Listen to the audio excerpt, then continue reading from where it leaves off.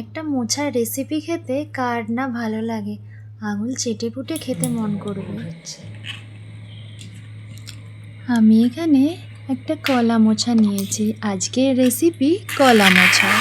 কলা মোচাটাকে ছাড়িয়ে নেব, ছাড়িয়ে আর কেটে নেব। কিভাবে কাটছি সেটাও দেখাবো। কলা মোচায়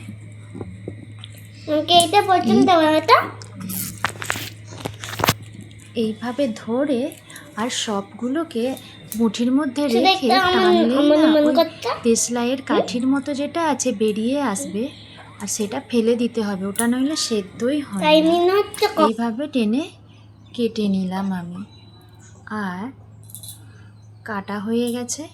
এর মধ্যে আলু বেগুন দেব, সেগুলো কেটে নিয়েছি। এবার কড়াই বসিয়ে দিলাম। কড়াইয়ে এবার তেল দেব। তেল গরম হয়ে আসলে তারপর একে একে সব দিয়ে দেব।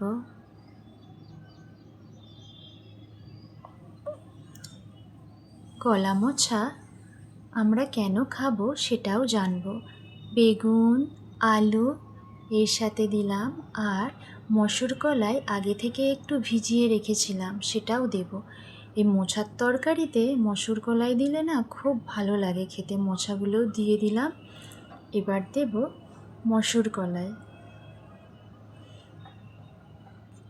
এবার নুন হলুদ দিয়ে একটু নেড়ে চেড়ে ঢেকে দেব। কলা মোচার মধ্যে কি এমন ভিটামিন আছে, কলা মোচার মধ্যে আছে ভিটামিন বি, সি আর ইতে ভরপুর। আর এই কলা মোচা ওষুধি গুণে সম্পন্ন। এর মধ্যে প্রচুর পরিমাণে আয়রনও পাওয়া যায়। আর এতে কি মশলা দেব সেটাও এবার দেখাবো। তার আগে এটাকে একটু ঢেকে দিই, হালকা হালকা সেদ্ধ হবে আর নাড়া নাড়াও হয়ে যাবে। এবার মশলা নেব জিরে আর মৌরি। জিরে মৌরি বাটতে থাকবো আর এটা নাড়তে থাকবো। এবার নাড়তে নাড়তে এই যে জল বেরাচ্ছে, আর মসুর কলাইটা এর সাথে সেদ্ধ হয়ে যাবে। বেগুনগুলো একটু বড় হলে কি হবে, বেগুন জলে তেলে সেদ্ধ হয়ে একসাথে সবজির সাথে মিশে যাবে। এবার ঢেকে দেব। ঢেকে দিলাম। মশলাটা বাটা হয়ে গেছে, আর এই বাটা মশলাটা সবজির সাথে মিক্সড করে দেব। আর একটু নেড়ে চেড়ে নেব। কলা মোচার রেসিপি কার কার ভালো লাগে অবশ্যই বলো।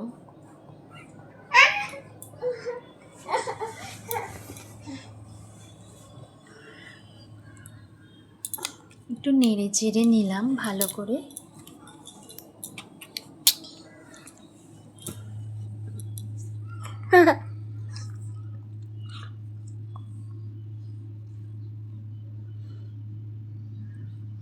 ঢেকে দিয়েছে যাতে সেদ্ধ আর নাড়া দুটো ভালোই হয়ে যায়। এবার দেখো জল বেরিয়েছে হালকা, আর সেদ্ধ সেদ্ধ নাড়া নাড়াও হয়ে গেছে।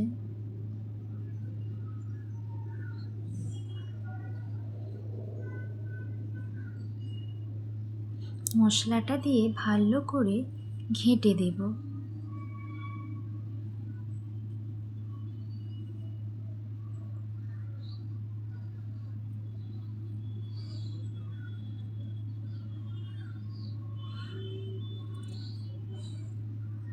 আবার একবার ঢেকে দেব। ঢাকনা খুলে দেখব কতটা কি সেদ্ধ হয়েছে। একটু জল দিয়ে দেব, যেহেতু মসুর কলাই দেওয়া আছে জলটা অনেকটাই টেনে নেবে।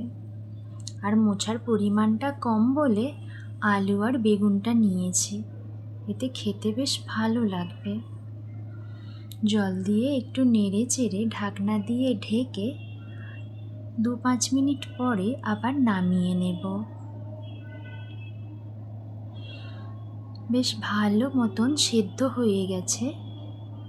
এবার একটি পাত্রেতে নামিয়ে নেব। দেখতেই পাচ্ছ কতটা সেদ্ধ হয়েছে, একদম পারফেক্ট সেদ্ধ হয়ে গেছে। এবার নামিয়ে নেব আমি।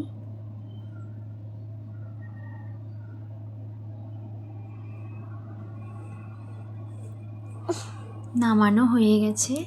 কড়াইয়ে তেল দেব, দিয়ে এবার মশলা দেব। এর সাথে তেলের সাথে দেব 5 ফোড়ন,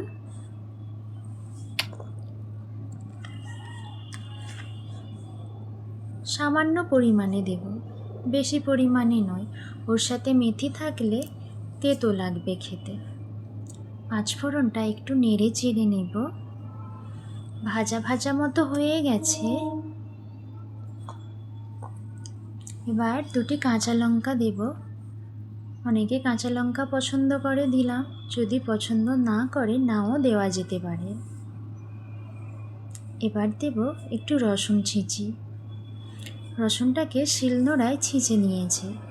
বাটার থেকে ছেঁচা জিনিসটা বেশি ভালো লাগে খেতে।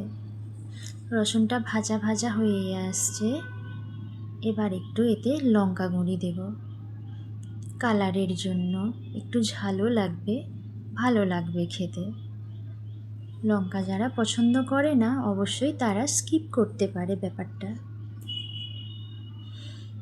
এইভাবে ভাজা হয়ে গেলে একটু তেলও ছেড়ে দিয়েছে। এবার ঢেলে দেব,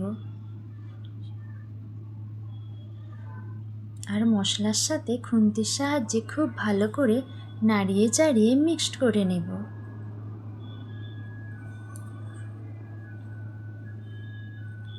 মিক্সড করা হয়ে গেলে 2 থেকে 3 মিনিটের জন্য আমি একটু ঢেকে সেদ্ধ করে নেব।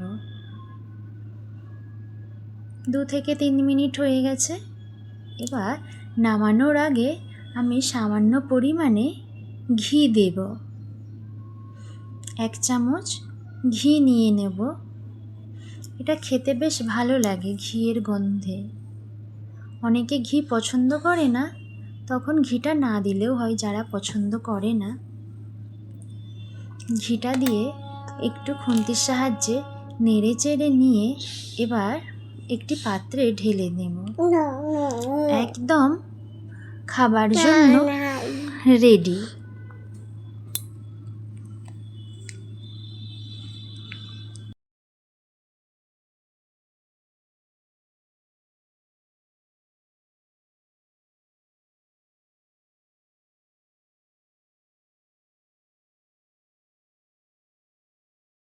এমন সুন্দর একটি মোচার রেসিপি কার না ভালো লাগে খেতে, আর এই বর্ষায় তো বেশ ভালো লাগবে খেতে।